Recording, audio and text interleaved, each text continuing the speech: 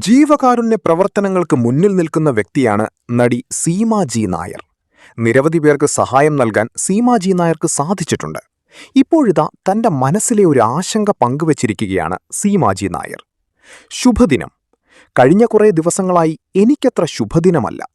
ശരണ്യയെപ്പോലെ, നന്ദുവിനെപ്പോലെ, സുരേഷിനെപ്പോലെ, അധീനയെപ്പോലെ എന്റെ നെഞ്ചോട് ചേർത്ത് നിർത്തി ഒരാളുടെ ജീവനു വേണ്ടി പോരാടിക്കൊണ്ടിരുന്നു.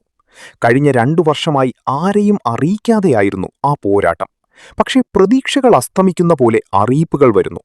അത് ഉൾക്കൊണ്ടു തുടങ്ങണമെന്ന് ഡോക്ടർമാർ പറയുമ്പോഴും ഉൾക്കൊള്ളാനാവാതെ ഞാനും അവന്റെ അമ്മയും സഹോദരനും നിൽക്കുന്നു. വിധി എങ്ങനെ വരും എന്നറിയാതെ എന്നാണ് സീമ ജി നായർ പങ്കുവച്ച കുറിപ്പ്.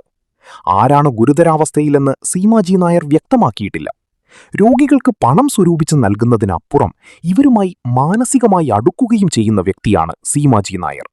ഇവരുടെ ദുഃഖങ്ങളിലും സന്തോഷങ്ങളിലും സീമ ജി നായർ ഒപ്പം ചേരുന്നു. മാനസികമായി ഇത്രയും അടുക്കുന്നത് സീമ ജി നായരെ മാനസികമായി ബാധിക്കാറുമുണ്ട്.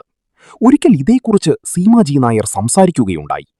സഹായിക്കുന്നതിനപ്പുറം ഈ വിഷമങ്ങൾ മനസ്സിലേക്ക് എടുക്കുന്നത് ഒഴിവാക്കണമെന്ന് തന്നെ പലരും ഉപദേശിച്ചിട്ടുണ്ടെന്നാണ് സീമ ജി നായർ പറഞ്ഞത്. നടി ശരണ്യയ്ക്ക് ട്യൂമർ ബാധിച്ചപ്പോഴാണ് സീമ ആദ്യമായി സഹായം ചോദിച്ച് സോഷ്യൽ മീഡിയയിലേക്ക് വരുന്നത്. ശരണ്യയുടെ മരണം വരെ സീമ ജി നായർ ഒപ്പമുണ്ടായിരുന്നു.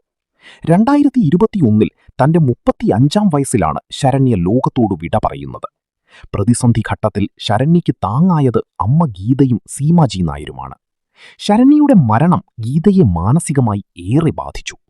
സീമ ജി നായരെ ചേച്ചിയുടെ സ്ഥാനത്താണ് ശരണ്യ കണ്ടിരുന്നത്.